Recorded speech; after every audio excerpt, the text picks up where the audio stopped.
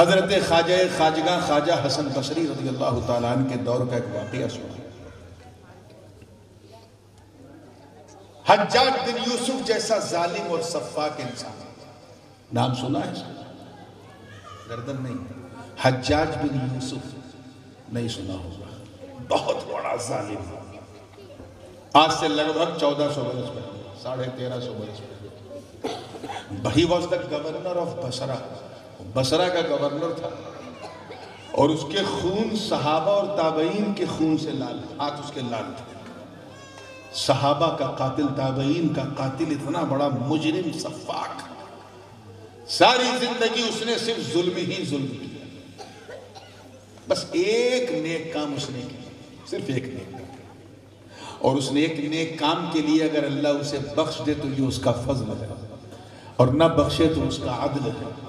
اور وہ نیک کام یہ کیا کہ اس نے ایران، ترکستان، ازبکستان، ہندوستان، پاکستان، بنگلہ دیش والوں کے لیے اس نے قرآن پاک میں زبر زیر اور اعراب و نقطے، یہ 3 نقطہ 2 نقطہ، یہ قرآن میں اس نے لگوا دیا، ورنہ ہم پڑھ بھی نہ پاتے، سین کو شین سمجھ جاتے، فے کو قاف سمجھ جاتے، زبر بھی لگوایا، زیر بھی، پیش بھی، اور نقطے بھی لگوا دیے، یہ اس نے ایک بڑا کام کیا۔ لیکن ظالم اتنا تھا کہ خون کا پیاسا، بربر، سفاک۔ ایک دن ایک مرید آیا خواجہ حسن بصری کی بارگاہ میں، وہ بھی بصرہ میں رہتے تھے۔ اس نے کہا حضور، توجہ چاہوں گا، حضور یہ حجاج بن یوسف جیسا ظالم انسان، دانوں مانوں کی شکل میں دانوں، یہ ہمارے سروں پہ مسلط ہے، ہم پر حکومت کر رہا ہے، اللہ اسے ہٹا کیوں نہیں دیتا؟ توجہ چاہوں گا، یہ حاجیوں کو مارتا ہے، علماء کو مارتا ہے، صوفیہ کو مارتا ہے، صحابہ تابعین کو مار چکا، اللہ اسے مٹا کیوں نہیں دیتا؟ اتنا کہنا تھا سہارا والا۔ حضرت خواجہ حسن بصری نے سر اٹھا کے فرمایا، ما جاء الحجاج الا بذنوبنا، حجاج بن یوسف نہیں آیا مگر ہمارے گناہوں کی وجہ سے۔ کس وجہ سے؟ زور سے بولیے، ہماری کرتوتوں کی وجہ سے، حرکتوں کی وجہ سے، گناہوں کی وجہ سے ہم نے رات دن اتنے گناہ کیے، شراب، شباب اور کباب میں اتنا وقت برباد کیا، نفس کے پیچھے ہم اتنا بھاگے ہیں کہ اللہ تعالیٰ نے اس ظالم سلطان کو ہمارے سر پہ مسلط کر دیا۔ آپ ذرا سوچو، یہ 1400 برس پہلے کے لوگ تھے جو اپنے گناہ سے اتنا پریشان تھے، آج کے گنہگاروں کو دیکھتے خواجہ حسن بصری تو کیا کہتے ہیں؟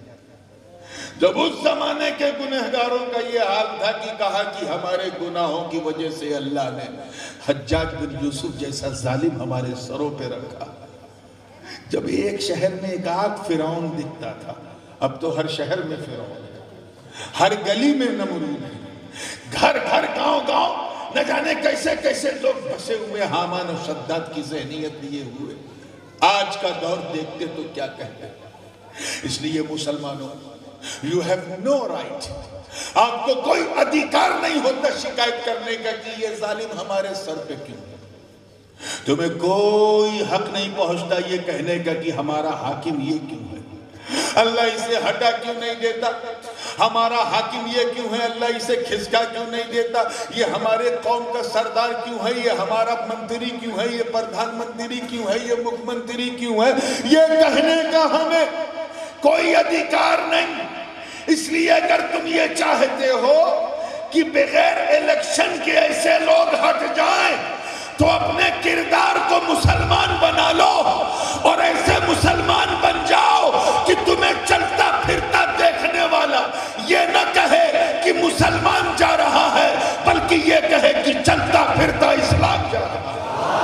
نعرہ تکبیر، نعرہ رسالت، حضور تاج العلماء، پیر ہمارے۔ مگر ہے کیا؟ ذرا سا کووڈ کا اثر کمزور ہوتا ہے،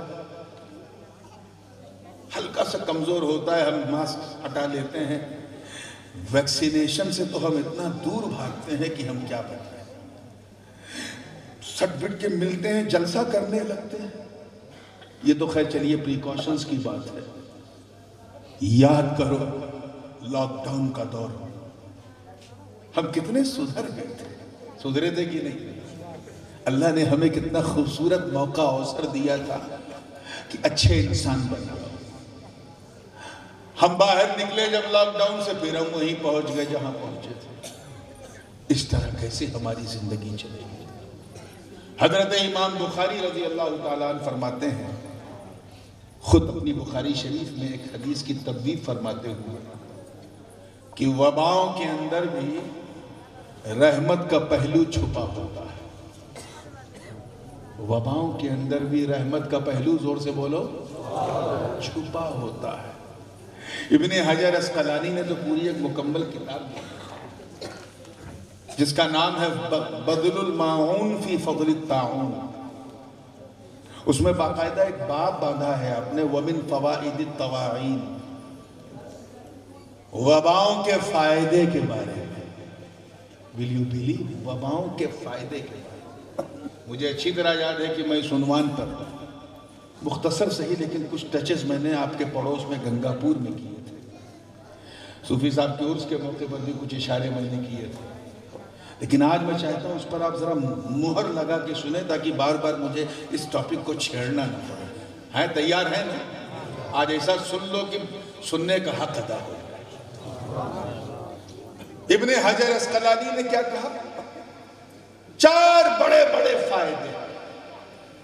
آپ کہیں گے وباؤں میں بھی فائدہ ہوتا ہے، نقصان تو ہم سب جانتے ہیں.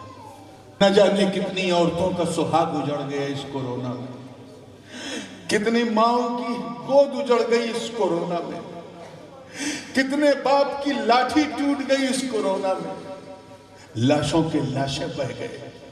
ہمارے یو پی میں گنگا جمنا کی لہروں میں لاشیں بہتی نظر آئی.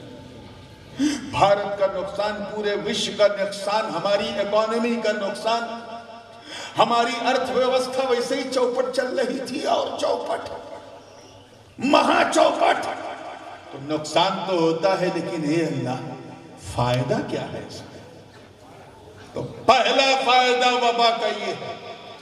First benefits of the pandemic, پہلا فائدہ یہ ہے. حضرت ابن حجر فرماتے ہیں کہ پہلا فائدہ امید کا کم ہو جانا. کیا ہو جانا؟ تقصیر العمل. یہ عمل حمزہ سے امید کم ہو جانا. ہم بہت لمبی لمبی امید باندھتے ہیں، بڑی پلاننگ کرتے ہیں، پیسہ اکٹھا کرتے ہیں تو انشورنس پالیسی بھی رکھتے ہیں، تو بیٹی کے نام پہ اتنا پیسہ، بیٹے کے نام پہ اتنا پیسہ، اور بڑی پلاننگ کرتے ہیں کہ 10 سال بعد یہ کریں گے، 20 سال بعد یہ کریں گے، 50 سال بعد ایسا کریں گے، پھر یہ ہوگا، پھر وہ ہوگا. یہ امید پہ امید باندھتے باندھتے ہم دنیا سے اتنا کلوز ہو جاتے ہیں اور اللہ سے اتنا دور ہو جاتے ہیں کہ ہمیں صحیح کرنے کے لیے اللہ ہم پر وبائیں مسلط کر دیتا ہے. اور وبا کا فائدہ یہ ہے کہ جب وبا آئی، لوگ اپنے اپنے گھروں میں قید ہو گئے اپنی جان بچانے کے لیے، اور اپنے سامنے لوگوں کے لاشیں دیکھے، بہتی ہوئی لاشیں دیکھی، زندگی کی حیثیت سامنے نظر آ گئی. فیصلہ کر لیا کہ اے دنیا، میں تجھے کیا دل دوں؟ تو تو کبھی اپنی تھی ہی نہیں. تو اگر اپنی ہوتی تو اپنے ساتھ رہتی، مگر تجھ سے بڑا بے وفا تو میں نے دیکھا نہیں. ہم نے اپنی امیدوں کو سمیٹ لیا، مختصر کر لیا، اپنی ڈیزائر کو، اپنی لائکنگ کو، اپنی پسند کو، اپنی اچھا کو، اپنی آکانشاؤں کو، اپنی اچھاؤں کو، اپنی پسند کو ہم نے سیمت کر لیا. اور ساری سیمتیں رکھ کر اللہ کی بارگاہ میں ہم رجوع ہو گئے. اب ہم دنیا میں رہ کے دنیا کی نہیں، آخرت کی پلاننگ کرنے لگے. ہم وہ کرنے لگے جو ہماری قبر میں ہمیں ساتھ دے، وہ کرنے لگے جو آخرت میں ساتھ دے، وہ کرنے لگے جو پل صراط پہ چلتے وقت کام آ جائے، وہ کرنے لگے جو میزان پر اعمال کو تولتے وقت کام آ جائے، وہ کرنے لگے جب سوال جواب قبر کے وقت کام آ جائے، وہ کرنے لگے جو لواء الحمد کے سامنے کام آ جائے، وہ کرنے لگے جو نفسی نفسی کے عالم میں کام آ جائے. اے بابا ہم نے دنیا سے امید کم کر کے آخرت سے امید جوڑ لی. اب ہم سمجھ گئے کہ مولا تو کوئی کام حکمت کے بغیر نہیں کرتا. اس کو یوں بھی آپ دیکھ سکتے ہیں, چلتے پھرتے کسی کو دل دے کے دیکھو, وہ چیز آپ کی نہیں ہوگی. نیور. دل بہت نازک چیز ہے. کوئی اگر کچھ مانگے, جو مانگے دے دو, دل سب کو نہیں دینا. دل صرف اسی کو دیا جاتا ہے جو دل توڑنا نہ جانتا. توجہ چاہوں گا, جس سے میں اپنے نوجوانوں کو بھی توجہ چاہوں گا. You must give your heart to the person who will never ever break your heart.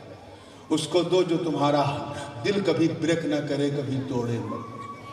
کس کو دو گے جو توڑے گا نہیں؟ ماں باپ کو دل دیا, بہت بڑا استھان اس لیے میں نے پہلے نام دیا. دل دے دیا, ماں باپ نے گھر سے نکال دیا, دل ٹوٹ گیا. بیوی کو دل دیا, الٹا سیدھا بک دیا, دل ٹوٹ گیا. شوہر کو دل دیا, اس نے دھتکار دیا, دل ٹوٹ گیا. بچوں کو دل دیا, نافرمانی کر دیا, دل ٹوٹ گیا. کاروبار کو دل دیا, مال چوری ہو گیا, دل ٹوٹ گیا. گھر کو دل دیا, گھر گر گیا, دل ٹوٹ گیا. پیسے کو دل دیا, پیسہ بینک کرپٹ ہو گئے, دل ٹوٹ گیا. پریوار کو دل دیا, پریوار نے بہشکار کر دیا, دل ٹوٹ گیا. تو دل کس کو دے؟ دل کس کو دے؟ کس کو دے جو دل نہ توڑے؟ کانچ کے گلاس کو کسی نے دل دے دیا تو اس کے دل کا حال کیا ہوگا؟ اٹکا رہے گا گلاس میں. اور جیسے ہی گلاس ٹوٹا, دل ٹوٹ گیا, کیونکہ اس نے اتنی نازک چیز کو دل دیا تھا جس کا کام ہی دل توڑنا تھا. دنیا کو دل دے دیا, کس کام کی؟ کیا اب اس دنیا میں اپنی مرضی سے آئے ہو؟ بولو, جاؤ گے؟ تو جب آئے نہیں, جاؤ گے نہیں, تو رہو گے کیسے؟ اپنی مرضی سے. یہ چیز ہم سب بھول گئے تھے. وبا نے ہمیں یاد دلایا کہ اپنی اچھا کو چھوڑ, اپنی مرضی کو چھوڑ. ارے جب تیری ناک, تیرا آنکھ, تیرا کان, تیرا پورا وجود تیری مرضی سے نہیں بنا تو پھر تیرا جیون بھی تیری مرضی سے نہیں چل سکتا. اب اگر اپنے کو خوش رکھنا ہے, تندرست رکھنا ہے, صحت مند رکھنا ہے, تو دل کسی دنیا دار کو نہیں دینا ہے, تو پروردگار کو دو. دینا ہے تو احمد مختار کو دو. دینا ہے تو ان کے چار یار کو دو. دینا ہے تو اہل بیت